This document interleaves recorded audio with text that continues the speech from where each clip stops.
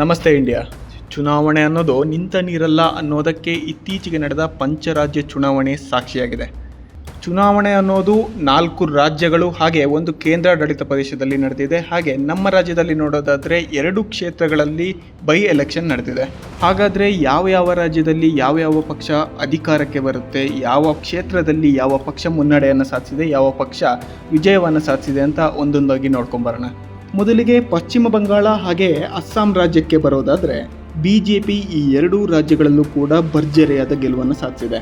ಕಳೆದ 15 ವರ್ಷಗಳಿಂದ TMC ಆಡಳಿತ ನಡೆಸ್ತಾ ಇದ್ದ ಪಶ್ಚಿಮ ಬಂಗಾಳದಲ್ಲಿ ಈಗ BJP 0 ಇಂದ ಹೀರೋ ಆಗಿಬಿಟ್ಟಿದೆ. ಇಲ್ಲಿ ಮ್ಯಾಜಿಕ್ ನಂಬರ್ 148 ಇದ್ರೂ ಕೂಡ BJP ಬರೋಬ್ಬರಿ 200 ಕ್ಷೇತ್ರಗಳಲ್ಲಿ ಭರ್ಜರಿ ಗೆಲುವನ್ನು ಸಾಧಿಸುವ ಮೂಲಕ ಪಶ್ಚಿಮ ಬಂಗಾಳದ ಅಧಿಕಾರವನ್ನು ತನ್ನ ಕೈಗೆ ಎತ್ಕೊಳ್ತಾ ಇದೆ. ಇನ್ನು ಅಸ್ಸಾಂ ರಾಜ್ಯಕ್ಕೆ ಬರೋದಾದರೆ ಅಲ್ಲಿ ಮತ್ತೆ ಕಮಲ ಅರಳಿದೆ. ಮುಂದಿನ ಮುಖ್ಯಮಂತ್ರಿ ಕೂಡ ಹಿಮಂತ್ ಬಿಸ್ವಾ ಶರ್ಮಾ ಅವರೇ ಆಗ್ತಾರಾ ಅಂತ BJP ಹೈಕಮಾಂಡ್ ನಿರ್ಧಾರ ಮಾಡುತ್ತೆ. ಇನ್ನು ಕೇಂದ್ರಾಡಳಿತ ಪ್ರದೇಶವಾದ ಪುದುಚೇರಿಯಲ್ಲಿ ಮ್ಯಾಜಿಕ್ ನಂಬರ್ 17 ಇದೆ. ಆದರೆ ಯಾವುದೇ ಪಕ್ಷ ಮ್ಯಾಜಿಕ್ ನಂಬರನ್ನು ಕ್ರಾಸ್ ಮಾಡಿಲ್ಲ.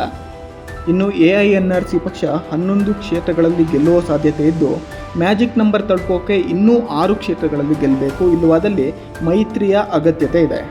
ಸ್ನೇಹಿತರೆ, ಇನ್ನು ತಮಿಳುನಾಡಿಗೆ ಬರುವುದಾದರೆ ಚಿತ್ರರಂಗದಿಂದ ರಾಜಕೀಯಕ್ಕೆ ಬಂದು ಗೆಲುವನ್ನು ಸಾಧಿಸಿದವರಲ್ಲಿ MJR ಅವರ ನಂತರ ವಿಜಯ್ ಅವರು ಅದ್ಭುತ ಗೆಲುವನ್ನು ಸಾಧಿಸಿದ್ದಾರೆ. ವಿಜಯ್ ಅವರ ನಾಯಕತ್ವದ TVK ಪಕ್ಷ 109 ಕ್ಷೇತ್ರಗಳಲ್ಲಿ ಗೆಲ್ಲೋ ಸಾಧ್ಯತೆ ಇದ್ದು ಅಲ್ಲಿನ ಮ್ಯಾಜಿಕ್ ನಂಬರ್ 118 ಆಗಿರೋದ್ರಿಂದ ಕಾಂಗ್ರೆಸ್ ಜೊತೆ ಮೈತ್ರಿ ಮಾಡಿಕೊಳ್ಳೋ ಸಾಧ್ಯತೆ ಇದೆ ಅಂತ ಹೇಳಲಾಗ್ತಾ ಇದೆ. ಇನ್ನು ಕೇರಳದಲ್ಲಿ ನಿರೀಕ್ಷೆಯಂತೆ ಕಾಂಗ್ರೆಸ್ ಬರೋಬ್ಬರಿ 64 ಕ್ಷೇತ್ರಗಳಲ್ಲಿ ಮುನ್ನಡೆಯನ್ನು ಸಾಧಿಸಿದೆ. ಇನ್ನು ನಮ್ಮ ರಾಜ್ಯದ ಬೈ ಎಲೆಕ್ಷನ್ಗೆ ಬರೋದಾದರೆ 2 ಕ್ಷೇತ್ರಗಳಲ್ಲಿ ಬೈ ಎಲೆಕ್ಷನ್ ಆಗಿದೆ, ದಾವಣಗೆರೆ ಹಾಗೆ ಬಾಗಲಕೋಟೆ. ಈ 2 ಪಕ್ಷಗಳಲ್ಲೂ ಕೂಡ ಕಾಂಗ್ರೆಸ್ ಜಯವನ್ನು ಗಳಿಸಿದೆ. ದಾವಣಗೆರೆಯಲ್ಲಿ ಕಾಂಗ್ರೆಸ್ ಅಭ್ಯರ್ಥಿ ಸಮರ್ಥ್ ಶ್ಯಾಮ್ನವರು ಹಾಗೆ ಬಾಗಲಕೋಟೆಯಲ್ಲಿ ಉಮೇಶ್ ಮೇಟಿ ಅವರು ವಿಜಯವನ್ನು ಸಾಧಿಸಿದ್ದಾರೆ. ಹೀಗೆ ಚುನಾವಣೆ ಹಾಗೆ ಇನ್ನಿತರ ಪ್ರಚಲಿತ ವಿದ್ಯಮಾನಗಳ ಸುದ್ದಿಯನ್ನು ಇಂಡಿಯಾ ಮಿರರ್ ನಿಮ್ಮ ಮುಂದೆ ಬಿತ್ತರಿಸುತ್ತಾ ಹೋಗುತ್ತೆ. ನಮ್ಮ ಚಾನಲನ್ನು ಲೈಕ್, ಶೇರ್ ಹಾಗೆ ಸಬ್ಸ್ಕ್ರೈಬ್ ಮಾಡೋದರ ಮೂಲಕ ನಮಗೆ ಬೆಂಬಲ ನೀಡಿ.